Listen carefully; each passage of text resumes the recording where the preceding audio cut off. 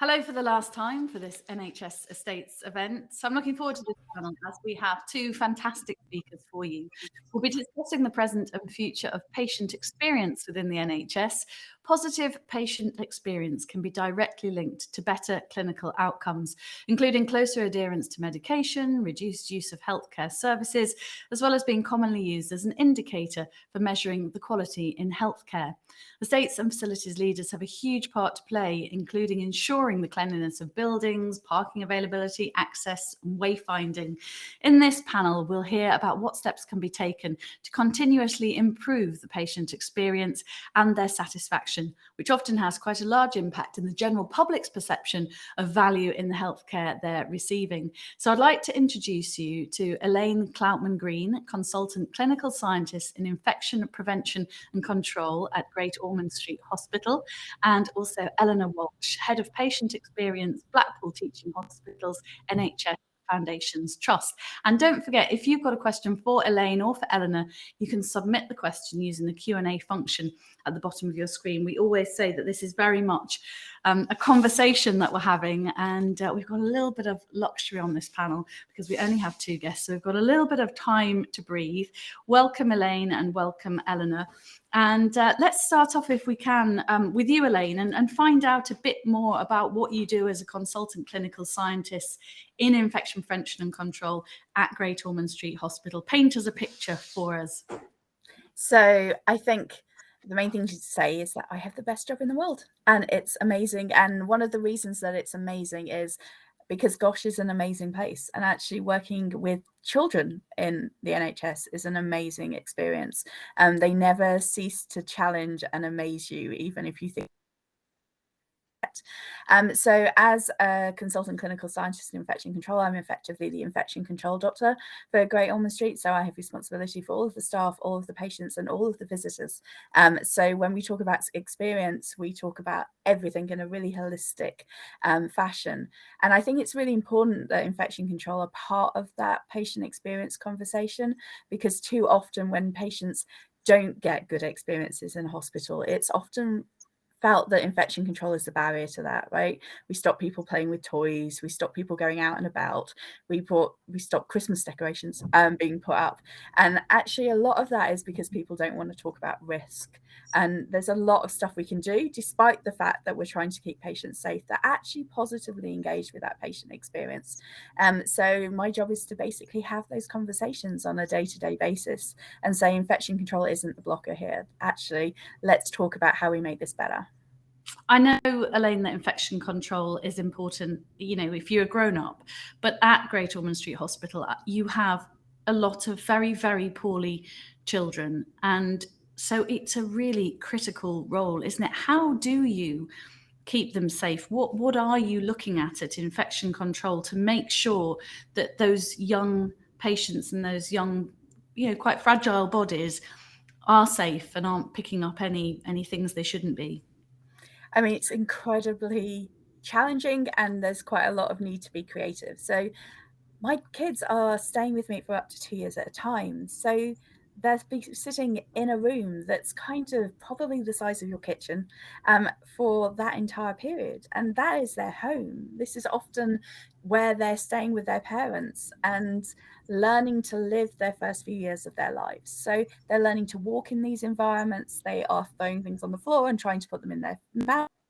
Environments, you know, they're behaving like kids, and you can't have conversations with them that say, oh, don't touch that, or don't pull on that line. You can't have that conversation. And so it's really about being very creative so they still get to be kids, whilst actually trying to find that balance between keeping them safe.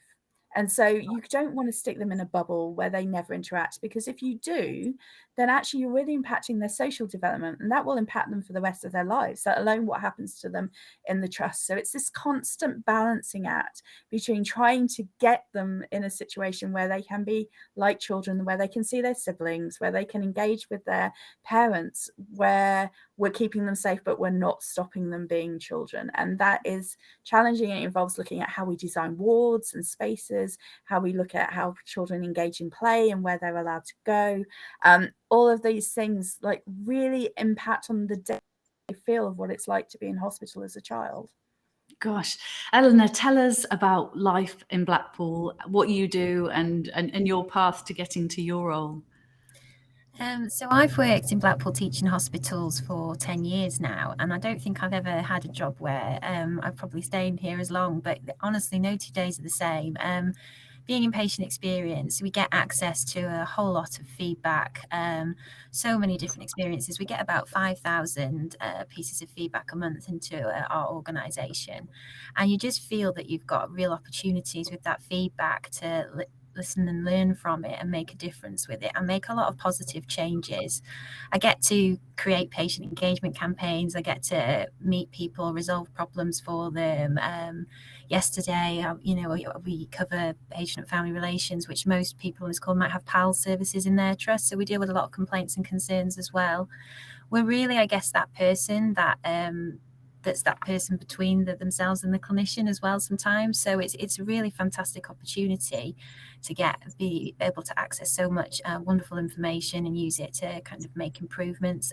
I also have chaplaincy within my portfolio as well, chaplaincy and spiritual care. So it's very varied, a very varied job. And we were just talking before, and no 2 days are the same, but it's a very rewarding role as well.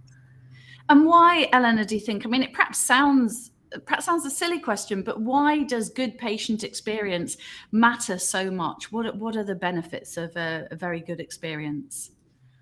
I think it's the thing about patient experience is that it's completely subjective. So a lot of the one of the main quality metrics is patient experience, but when you compare it to the others, this is really about how the person feels. This is about their personal experience of how they receive care and what matters to them. It's so personal, and I think from an estate's perspective and thinking of the people on the contact today, everything that they do can impact on that patient experience directly. They actually get to touch those people much before the people in the clinical side of the NHS do, because from either whether it's getting to an appointment, parking up, the wayfinding and getting there, to actually getting to that physical environment, settling in, seeing that space, seeing is it warm, is it welcoming, is it safe? That person creates an impression or a judgment within those first 15 steps in getting into that environment, and largely a large part of what the people on this call do today will impact upon that. So directly they have an impact, but and I think also indirectly as well.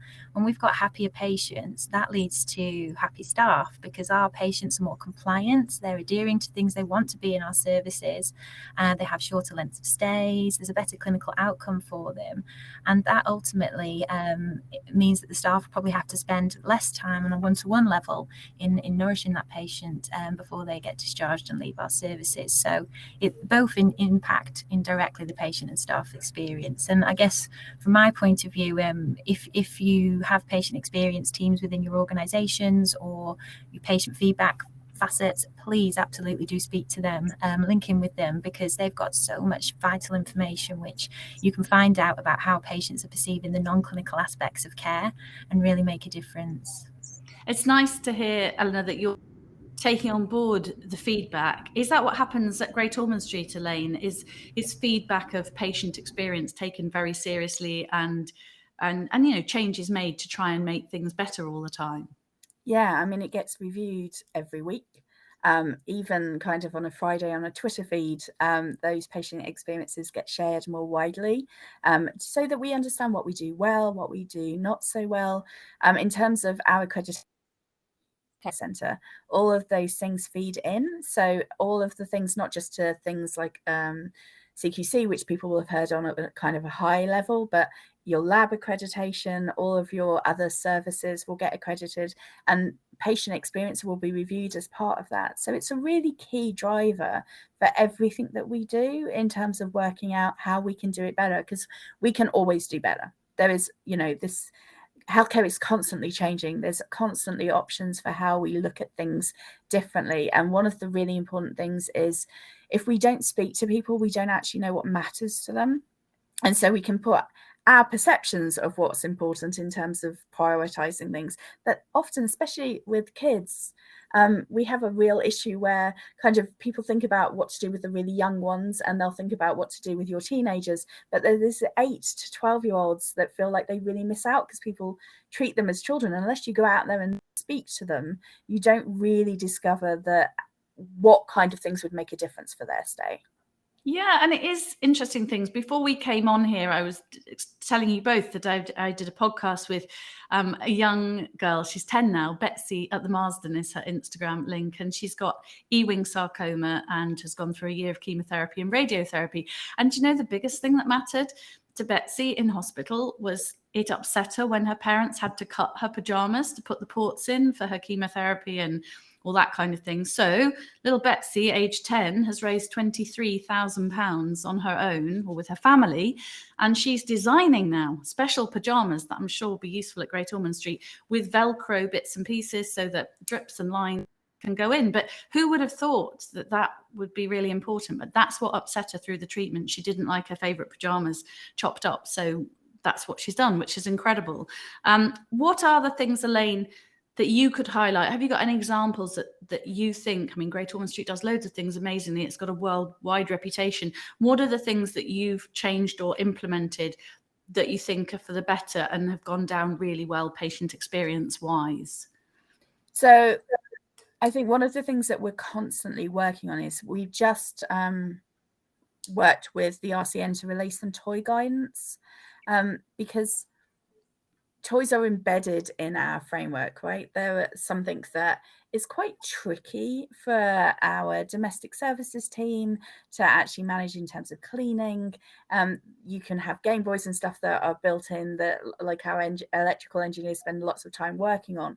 And, you know, they're a key part of the fabric of things, but they're quite challenging because every child will run up and grab something and play with it. And you know, there is that risk associated with them because it's a really uncontrolled interaction. So one of the things I'm doing an awful lot is working on how our families interact with their space in order to still give them that enrichment, to still allow the parents to have their kids be a bit distracted whilst they're waiting for appointments, because actually it's a really exhausting and stressful time for parents as well as children. And so to enable the children to go and do some playing whilst they're waiting for an appointment that the parent might be quite stressed about, that the child is not so aware of, it's a really important thing as to how the entire family manage and have that experience coming into healthcare.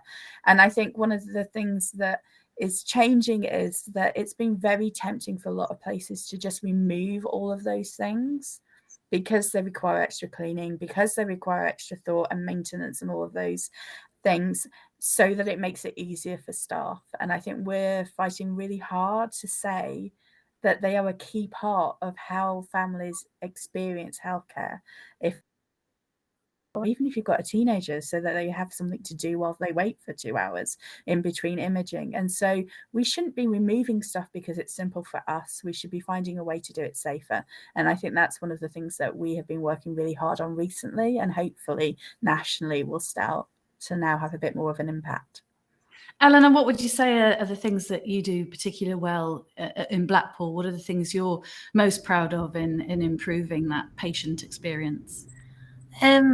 Just to echo what Elaine was saying, we've had a soft play removed that's been put back now in our children's ward, which I'm really happy about, that was taken away. So I think we absolutely are. We're going back to normal, and it's important that some of those things come back. But I think in Blackpool, one of the things that I'm really proud of is really how we make a difference at low cost. So we rely heavily on our volunteer workforce, and throughout the pandemic, obviously their activities reduced, but they're back, and we use them a lot for navigating and wayfinding. So they're stationed in our main entrances, they're stationed around our hospitals, information desks. They escort patients to their appointments. Our hospital, when it started, was quite a small hospital, and it's been expanded in size over the years. And as a result of that, obviously, we find a lot of patients not knowing where to go and stopping staff. So having people like our volunteers who will escort patients directly to appointments is really cost effective as well, because obviously they're kindly giving up their free time. The other things that we do is that we've got a lot of patient forums and panels who provide a lot of guidance and advice on changes to make. And they sit, so whenever there's a building design or a change that's happening, they'll sit on with those contractors at the blueprint stage and put their views across. They go on with their hard hats, they visit sites. It's fantastic, and it's led to a lot of positive changes. So in our outpatients area, which was co-built with our patient forum groups, we've now got a breastfeeding room, which hadn't been considered previously, because we didn't have, I suppose we had a couple of midwives who were former midwives that were sitting on our patient groups, and they put that comment forward about thought of a breastfeeding room. Really, people in outpatient clinics, especially if you have a long wait or a delay, or fracture clinics, they might want a private area for them to go off to. So we've got that on site now. Other things that we do, really, Blackpool is a seaside town. We have a lot of seagulls, and we get a lot of feedback about noise from seagulls. So our estates team here, one of the things that they did was they actually got a hawk that came in and flew around our site, and it prevents seagulls from nesting and landing, and it significantly reduced our noise complaints in our patient feedback. So lots of very, very creative but simple things, and we find really different. I sat on Brighton Beach not so long ago, and the size of the seagulls and the noise. I might have been eating fish and chips, and it was like a scene from the birds as they were circling around. I can imagine they're pretty noisy being in a seaside town. The built environment, though, Elaine, I would imagine does impact on patients, doesn't it? You know, like Eleanor was saying there. How does that work for you? How do you look at your built environment at Great Ormond Street and translate that into patients having a better experience? So I think I spend more hours doing that probably at the moment than anything else, because the built environment is such a key thing for patient safety these days. But it is a very complex space to manage, because I think people often think of the built environment in isolation, and they don't think about how patients work in that space. So I can give you a really good example. I was many moons ago doing a study at a hospital, not my own, in terms of looking at environmental transmission risk. And this was a surgical intensive care, and it was a beautiful, they'd just done it all out. And because the architects and other people hadn't really spoken to anybody who worked in healthcare about how people would use the environment, they'd made this lovely door that nobody used. Everybody walked in and out by the door that led to the sluice room, because it was the one that was closest to the lift, and it was the biggest one because they'd made it big so you could get bins in and out. So everybody just was drawn to it. So you had everybody going in and out of the space that was the highest risk because they're taking the waste bags through. And then they'd, on top of this, put a dispenser, which every single visitor came through, used it because they thought visiting safe, except it was a hand moisturizing dispenser for staff, not alcohol gel. So everybody went to visit their families thinking that they'd done everything they could to keep them safe, and actually just had beautifully soft yet contaminated hands. And so if we don't think about how people are going to use the space, then we can design something that's beautiful that won't do the job. And that's why I think the stuff that Eleanor was talking about in terms of speaking to people about how actually people are going to use a space is so key, because there is so much data now that talks about the fact that if you're in isolation as an adult, you're more likely to experience depression, you're more likely to experience a prescribing error. People used to think that if you were in an isolation room, then effectively people would put all of the time they would come and see you individually in one block and come and see you. That's not how this works. There's lots of data to show that's not how it works. And so people spend a lot of time being very isolated. And in children, obviously, that's a really big deal because they spend less time interacting and learning to talk.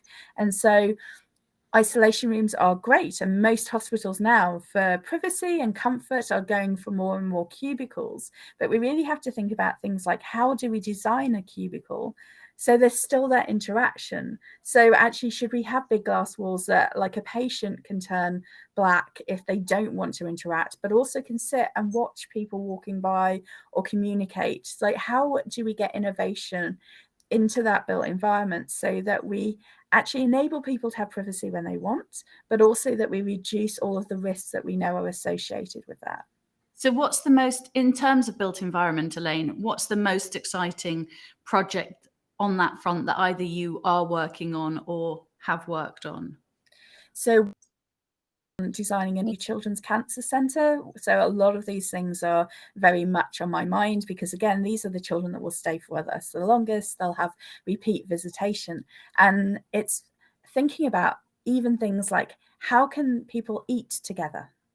So when children are in hospital, and even adults in hospital, right, people spend a lot of time in bed. Whereas if you're in hospital for a year, that's not good for you, right? You're changing all of those practices that you'd have at home. And so for us, like, can we have a family seating area where people can come out of their room that's still safe in terms of the ventilation, so that they're still protected, that is still safe in terms of the cleaning, where a family can sit and eat dinner together, just like they would at home, so that these kids that are separated from their siblings, who are only allowed one parent with them at a time, can have a normal family experience periodically. So even fundamental things like that are thinking about the built environment. It's really important that there are people like you, Elaine, and Eleanor thinking of those things, because they might sound small things, but when you're sick and when you're long-term sick, those are very important things. Eleanor, Tim's just put a comment on the Q&A forum. He says, is the I told you I'd have to put my teeth back in at this time of day. Is the NHSE PLACE survey, patient-led assessment of the care environment, a helpful part of informing the patient experience? It's huge and mandatory survey. Interested it's not been mentioned so far by any panelists, actually. What do you think, Eleanor? Is that useful? I was gonna mention PLACE today as some of your more granular data. It is an absolutely massive survey. I agree. And version of it, I know in 2022 they did this lighter version of it. Now at the moment I think the PLACE window's open, isn't it, and it ends at the end of November. It got extended. So in Blackpool we do it. We use a lot of our volunteer workforce and some of our patient experts that sit on it, but we've also got staff that do it as well. I suppose how you use it, I know it's got to be uploaded when you get all that information, but there are so many streams to it. So I always think, because there are so many different parts to it, that's why I was talking about those first impressions and those first 15 steps. On the summary form, it's often is, what was your first impression of an area? Did it feel safe? And then they've kind of got like a RAG rating. That to me is probably that. Whilst everything else is absolutely important and essential, yes, I think that's probably the thing which comes with it. I think there's other things with PLACE which have developed which weren't there before this year, such as you've now got on your PLACE assessments what that patient's expectation was. So if they did all of that assessing and scoring, did they actually feel heard and listened to? And is there any feedback that they haven't given, which they didn't feel that they could give, that they wanted to give? So it allows more opportunity as well for honest feedback. It really is what you do with it as well. So within Blackpool, we have a PLACE committee that sits quarterly, and actually even when PLACE kind of got disbanded throughout the pandemic, we carried on meeting and discussing patient feedback and patient experience, and the actions that come from the PLACE work go into an action template, and you've got to give updates on them. So there is some sort of formality around it, and that's reported up into boards and committees and etc. So I think it's how you cover it really. But don't think of PLACE as just everything in relation to how you can engage with the environment. There's other things as well. You've got your friends and family test, which provides so much feedback about estates and the environment. We get so much on there, especially about cleanliness at the moment since the pandemic, more than you would ever imagine. You'd be surprised what people are replying about. And then you've got other things as well, like your national surveys, which give you your benchmark data, which are also really useful tools. So CQC do a national survey program, national inpatient survey results just came out in September. I think you've got the community inpatient ones, that mental health patients that just come out now. We've got maternity January and A&E June. And those results kind of give you your benchmark results for your area. And they have about 500 people who respond to those surveys. So they're a really good measurement to use, and then kind of set your targets for the year. And then look at your granular data, like your place assessments when they come up, your FFT, other things, to see, are you actually in line with what that score was, or have you made an improvement? I can understand and be sympathetic to, yes, it is a lot. There's a lot of information on there, but I think there are parts of it which are actually really useful. And they've also started to do things on the place assessment much more around dementia and learning disabilities and signage, and how areas are using things such as pictorial signs, which is something which is really developing across the NHS now and should be considered. Wow, Elaine, you've been nodding away there. Is there anything you want to add to that before we move on? So I think it's really valuable, actually. For the first time, I think we've had like children, kind of 12-year-olds, and I think there was a 4-year-old. I was asked to present to place this time, and they were like, please come and speak to them. Remember that you're speaking to people from 65 to 4 years old. Can you give the same talk in 10 minutes? I was like, it's not probably the best piece of science communication I will ever do. If you want me to do that, can I split it up and speak to them separately? But for us, it's really important.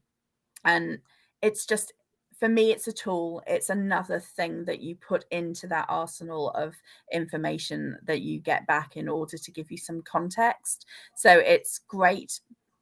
And we do it like 4 times a year, but actually information is also so useful that we get every week from having the meetings about how our friends and family tests are looking at, because that enables you to not have to wait for these big pieces of work. It enables you to be responsive. So I think it's very, very useful, but I think it has to be seen as part of a contextual whole. Elaine, Alan's just put a comment on the live Q&A function, just going back to our earlier conversation when we were talking about the built environment. Alan says architects do normally work very closely with clinical staff. In fact, most designs require sign-off by clinical staff, but it is subjective. Staff change, service thinking changes, buildings, unfortunately, are not organic. Do you find that's a problem as well, that there's a shift in, you know, people move on? How do you get that continuity, I suppose? Not just that. I mean, I'll acknowledge that architects are involved, but I've been involved in every building at Gosh, and actually most of the time people aren't doing things like space syntax and analysis of flow. And so those are the bits that we then try to push very hard.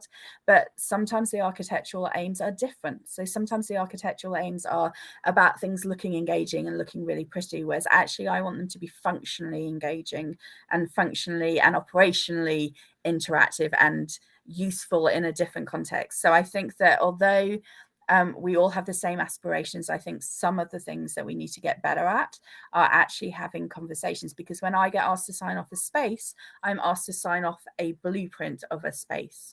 And that is usually not got all of the stuff about how people are going to flow, all of those other things. And so it's how we put those extra contexts and embed them in the process on top. And I think there's work for us to do on that. I know, Elaine, that we're talking about present and future, but I am curious, talking to somebody whose specialty is infection control, to know how you cope, just briefly, how you cope during the pandemic. You know, there you are at a hospital like Eleanor with a lot of very poorly people, and then we've got a global pandemic on our hands. That must have presented some extraordinary challenges to both of you, I would imagine. I mean, yes. I mean, it was one of those things that effectively, for the first time ever, you're dealing with stuff at work and you can't walk away from it, because you're also facing people at home being sick. Like, I have a long-term condition, my husband has a long-term condition. And so you're trying to deal with both things, like your independent personal risk, whilst also managing everybody else's. And it's difficult because you have to make hard choices. You have to make hard choices about shutting playrooms, which we would never want to do. But because actually at that point, the impacts to an individual patient's safety, actually you are having to make decisions in terms of patient experience that you wouldn't normally take. I mean, one of the things I'm proudest with is that we maintained visitation throughout, because for children it was so important. Wow. And had a level of risk associated with it, but it was so important that we valued that enough that we fought for it. And so it was challenging. I think we've learned so much. Yeah, I'm sure. I bet there were hard choices where you are as well, Eleanor, were there, in terms of visitation and